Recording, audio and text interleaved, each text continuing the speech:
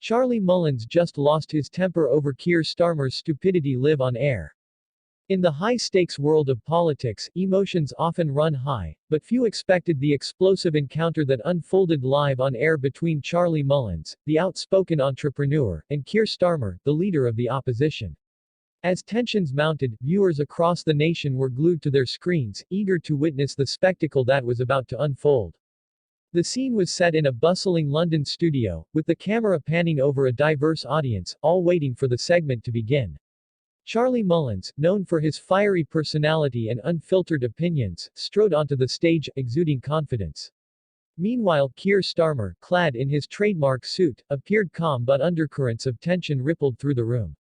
As the discussion kicked off, the topic was initially benign: local business support in the wake of the pandemic. But as Mullins passionately defended his views, it became clear that Starmer's responses were merely platitudes, lacking the depth and understanding the topic demanded. The audience could sense the growing friction, and the tension was palpable. Just as the conversation seemed to be settling, Starmer made a remark that sent shockwaves through the studio. He dismissed Mullins's concerns about small business struggles, suggesting that the government was already doing enough. The audience gasped. Mullins's face turned crimson, his jaw clenched. It was a moment that would change everything. Enough is enough. Mullins erupted, his voice echoing across the studio.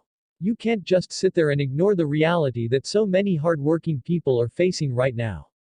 The passion in his voice resonated with many, but Starmer, unfazed, attempted to brush off the criticism. As the argument escalated, viewers were treated to an emotional roller coaster. Mullins recounted his own experiences of running a business during the pandemic, his voice cracking with frustration. I've seen friends lose everything. How can you sit there and act like all is well? His raw honesty was electrifying, drawing the audience in deeper. At that moment, the atmosphere shifted. The camera zoomed in on Starmer, who was visibly taken aback. For a fleeting second, it appeared that he might respond with empathy. But just as quickly, he chose to double down, insisting that the government's measures were sufficient. This only fueled Mullins's fire, igniting a passionate back and forth that left viewers riveted. As the debate reached fever pitch, the studio audience was on the edge of their seats. What would Mullins say next? Would Starmer finally acknowledge the plight of small businesses? The tension built to a crescendo, each moment feeling like a ticking time bomb. Suddenly, Mullins made a bold move. He referenced an exclusive report detailing the struggles of small businesses in the UK, claiming that Starmer's office had been aware of these issues for months yet failed to act. The accusation hung heavy in the air, and viewers could sense the impending fallout. Why are you ignoring the truth, Keir? Mullins challenged, his eyes blazing with intensity. The audience was silent, waiting for Starmer's response, but the leader of the opposition seemed momentarily speechless.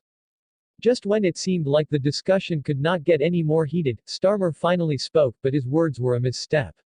He attempted to deflect the blame onto the previous government, suggesting that the current administration was left to clean up an inherited mess.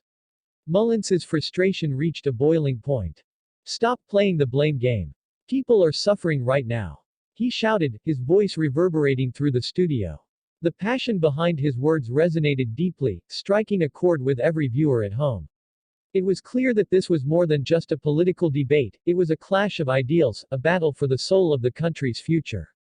As the segment drew to a close, the host attempted to mediate, but the damage was done.